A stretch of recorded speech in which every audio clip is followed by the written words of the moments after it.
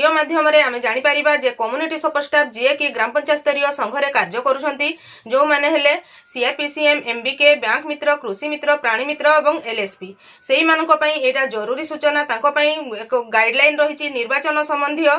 जरूरी गाइडलाइन जोटा कि सेमाने जानिबा निहाती आवश्यक एवं पालन करिबा मध्य निहाती आवश्यक तेणु आपण माने एही वीडियो टी को जरूरी माने करी निश्चित भाव रे देखंतु चैनल टी को प्रथम थर पई देखुतिले सब्सक्राइब कर नियंतु एवं पाखरे थिबा घंटी चिन्हटी को टिपी ऑल बटन को प्रेस कर दियंतु ताहले आपण माने मोर आगामी वीडियो रो नोटिफिकेशन ठीक समय रे पाई परिबे। मॉडल कोड ऑफ कंडक्ट कार्यकारी हे गला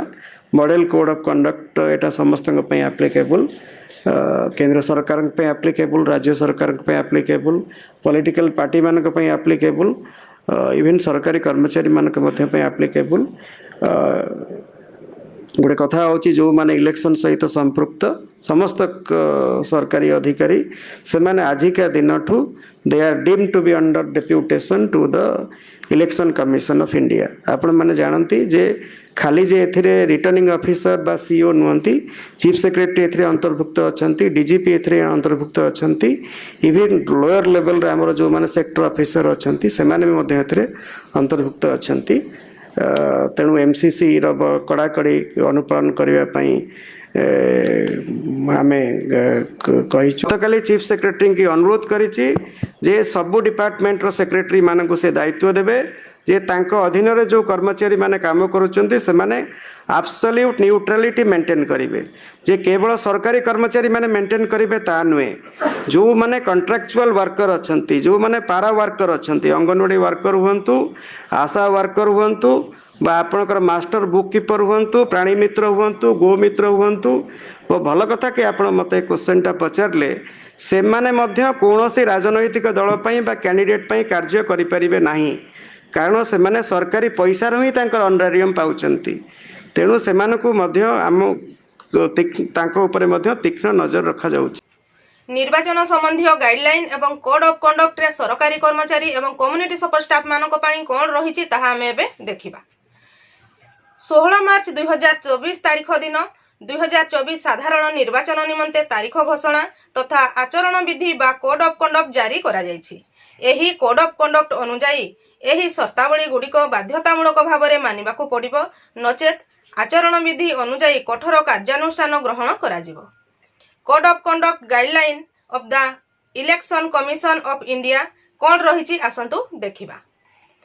प्रथमटी हैला समस्त सरकारी कर्मचारी एवं पारा वर्कर्स एवं सरकारी खजनारू दरमा पाउथुबा कर्मचारी जेपरिकी anganwadi worker CRP MBK ETC मानंकु संपूर्ण निरपेक्षता बजाय रखिबाकू हेबो एवं समस्त राजनैतिक दल एवं प्रार्थीकर निरपेक्षता सुनिश्चित करबाकू पड़िबो जोथिरे सीआरपी एमबीके लेखा जायछि किंतु जो जेते सबु हमर कम्युनिटी सपोर्ट स्टाफ अछंती सीआरपी एमबीके बैंक मित्र कृषि मित्र प्राणी मित्र एवं एलएसपी जो मानो कि हमर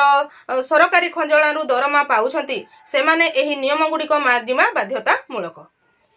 2 नंबर हैला समस्त विभागर उच्च पदस्थ अधिकारी तांको तलिया कर्मचारींकर गतिविधि तथा कार्यकलाप प्रति तीक्ष्ण दृष्टि रखिबे। 3 नंबर विभाग गुडी को मध्य एमसीसी ईसीआई सीईओ को द्वारा एही सबु निर्देश जारी करा जायछि। जिला स्तर रे केही एही शर्तावली गुडीकर उल्लंघन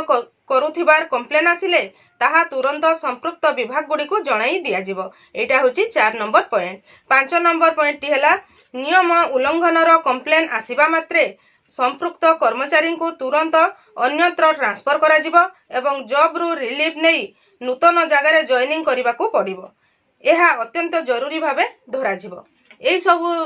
नियम गुड़िक रहिला जो माने सरकारी कर्मचारी अछंती ता सहित पारा वर्कर्स अछंती ता सहित सरकारी खजनारू जो माने भी दरमा नउछंती सेही माने एई सब नियम को मानिबा निहाती बाध्यतामूलक अटे। मु आशा करूची आपण माने एही वीडियो माध्यम रे कोड ऑफ कंडक्ट रो गाइडलाइन डिटेल्स जानि पारिले। आजिरो वीडियो रे बास एतिकी। आजिरो वीडियो टी को शेष पर्यंत देखिथिबारु आपनको बहुत बहुत धन्यवाद। नमस्कार।